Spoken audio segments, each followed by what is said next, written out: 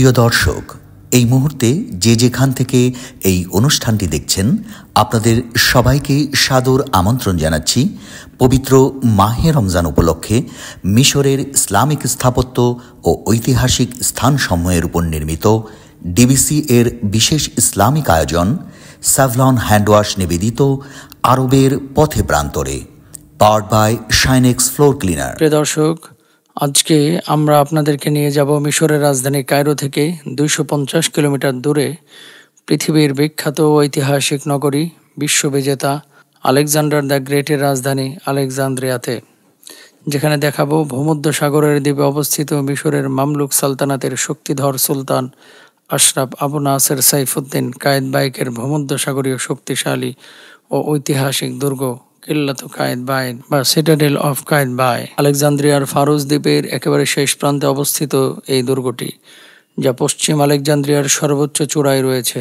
অর্থাৎ সহজ করে বলতে গেলে আফ্রিকা মহাদেশ যেখানে এসে ইতি ঘটেছে ভূমধ্যসাগরের মোহনায়। কায়েতবাই দুর্গটি নির্মিত হয়েছে বিশ্ববিখ্যাত প্রাচীন আলেকজান্দ্রিয়া বাতিঘরের স্থানে। বাতিঘরটি 702 হিজরিতে মামলুক সুলতান আল নাসের মোহাম্মদ বিন কালাউনের শাসনামলে এক বিধ্বংসী ভূমিকম্পের প্রভাবে ধ্বংস হয়ে যায়। 882 হিজরিতে সুলতান আশরাফ আবু নাসর কায়েতবাই এই দুর্গটির নির্মাণ কাজ শুরু করেন। কাজ শেষ হয় 884 হিজরিতে। বহিরাগত শত্রুর আক্রমণ থেকে আলেকজান্দ্রিয়া তথা মিশরকে রক্ষার জন্য দুর্গটি নির্মাণ করা হয়। মামলুক সালতানাতের শেষ সুলতান কানসুয়া আল ঘুরির শাসনামলে দুর্গটির প্রতি বিশেষ গুরুত্ব আরোপ করা হয়, ফলে এটির গুরুত্ব আরও বেড়ে যায়। সবশেষে তিনি অস্ত্রশস্ত্র দিয়েও এটিকে সুসজ্জিত করে তোলেন। দুর্গটি চতুর্ভুজ আকৃতির এক মনোরম পরিবেশে সাজানো, যেন পৃথিবীর সব সৌন্দর্য এখানে এসে মিলিত হয়েছে। 3 দিক থেকে সাগর ঘেরা এক অনিন্দ্য সুন্দর দুর্গটির উত্তর পশ্চিমে রয়েছে তার প্রধান টাওয়ার। ভেতরের ও বাইরের মোটা পাথরের প্রাচীর। ভেতরের প্রাচীরে রয়েছে সৈনিকের ব্যারাক ও অস্ত্রের গুদাম ঘর। বাইরের প্রাচীরগুলো মূল দুর্গের সুরক্ষা হিসাবে নির্মিত হয়। এগুলো পূর্ব দিকের দেয়াল বাদে সমান তালে উঁচু হয়েছে। ওই দেয়ালটিতে সৈনিকদের আত্মরক্ষায় অনেকগুলো ছিদ্র রয়েছে। এগুলো দিয়ে উপযুক্ত সময়ে তীর নিক্ষেপ করা হতো। প্রধান টাওয়ারটি তার ভেতরের আঙ্গিনায় দেখতে চতুর্ভুজ আকৃতির একটি বড় কেল্লার মতো। এটি 3 তলা বিশিষ্ট।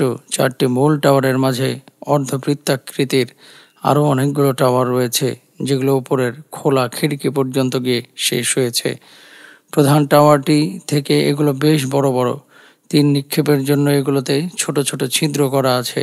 প্রথম তলায় রয়েছে দুর্গের মসজিদ। এতে প্রতিরক্ষা অপারেশনের সময় সৈনিকরা খুব সহজে এখান থেকে অতিক্রম করতে পারত। মসজিদটির একটি উঁচু মিনার ছিল, সম্প্রতি এটা ধসে পড়েছে। চলুন দর্শক, আমরা জেনে নেই কে এই সুলতান কায়েতবাই। সুলতান আশরাফ আবু নাসের সাইফুদ্দিন কায়েতবাই বুর্জি মামলুক সালতানাতের একজন শক্তিশালী ও ক্ষমতাবান সুলতান। একই সাথে যিনি খলিফাতুল মুসলিমিন ও খাদিমুল হারামাইন আশ-শরীফাইন। মামলুক সালতানাতের যে কয়জন সুলতান ইতিহাসের পাতায় চিরস্মরণীয় অবদান রেখেছেন, তার মাঝে অন্যতম একজন বীর সেনানী, যাকে মনে করা হয় 4 জন মামলুক শক্তিধর সুলতানদের মাঝে একজন। প্রিয় দর্শক, আমরা উল্লেখ করতে পারি এমন কয়েকজন সুলতানদের যাদের অবদানের ওপর রচিত হয়েছে বিশ্ব মুসলিম ইতিহাস, যেমন সুলতান বারকুক, সুলতান বাইবার্স, সুলতান ঘোরি।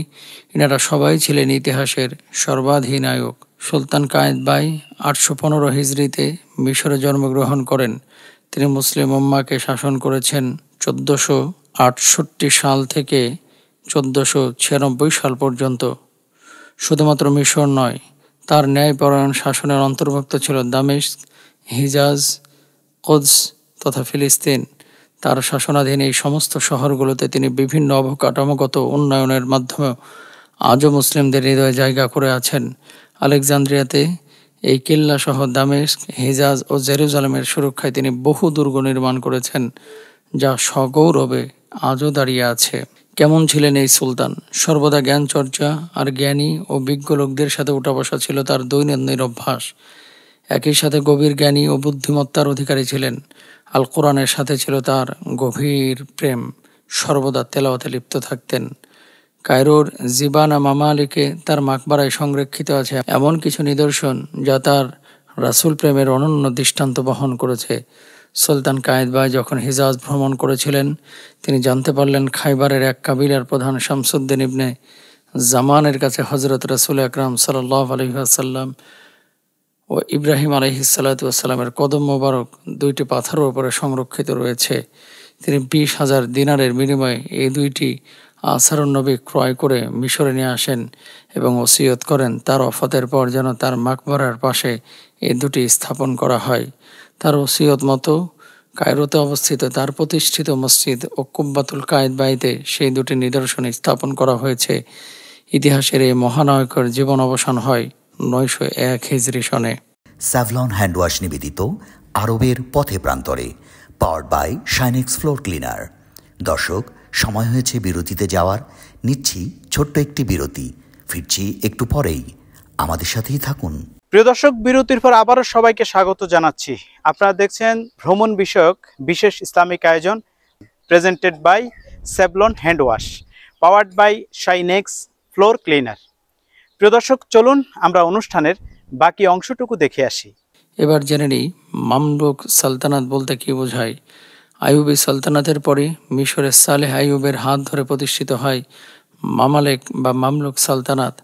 1250 থেকে 1516 সাল পর্যন্ত প্রায় 266 বছর 47 জন সুলতান এই সালতানাত শাসন করেছেন।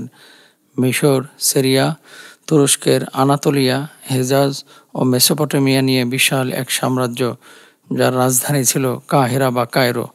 1516 সালে 24 আগস্ট সালে মামলুক সুলতান ঘুরির সময় ওসমানীয় নবম সুলতান সেলিম খানের হাতে পতন হয় মামলুক সালতানাতের। একই সাথে ইসলামী খেলাফত, মক্কাতুল মুকাররমা ও মদিনাতুল মুনাওয়ারার দায়িত্বভার চলে যায় ওসমানীয় সুলতান সেলিম খানের হাতে।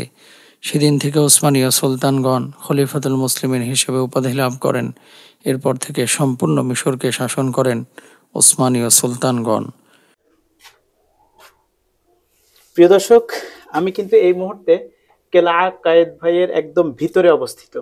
এই যে খোপটা দেখতে পাচ্ছেন আপনারা, সৈন্যরা কিন্তু এই খোপ দিয়েই শত্রুপক্ষকে আগে দেখতো শত্রুরা কোথায় আছে। এই যে পুরা সাগর দেখা যাচ্ছে, ভূমধ্য সাগর দেখা যাচ্ছে, এখান থেকেই তারা আগে টার্গেট করত শত্রুরা কোথায় আছে, তারপর তারা ফায়ার করতো। এখান থেকে তারা তাদেরকে ঘায়েল করতো এই জায়গায় বসেই।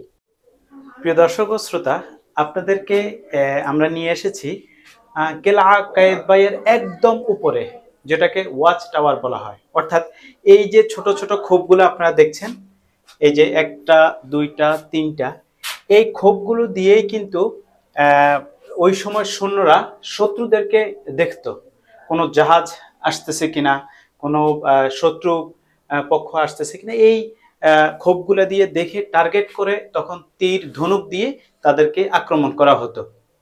দর্শক, আপনারা দেখুন, এই দিক দিয়ে কিন্তু তুরস্ক এবং ইতালি, এই সাইড দিয়ে তুরস্ক এবং ইতালি খুব সুন্দরভাবে আপনারা দেখতে পারবেন ভূমধ্য সাগর।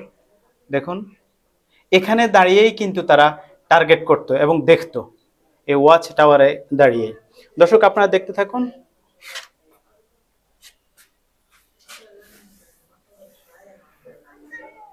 প্রিয় দর্শক, এতক্ষণ যাবৎ আপনারা দেখছিলেন ভ্রমণ বিষয়ক বিশেষ ইসলামিক আয়োজন, presented by Savlon handwash, powered by Shinex floor cleaner.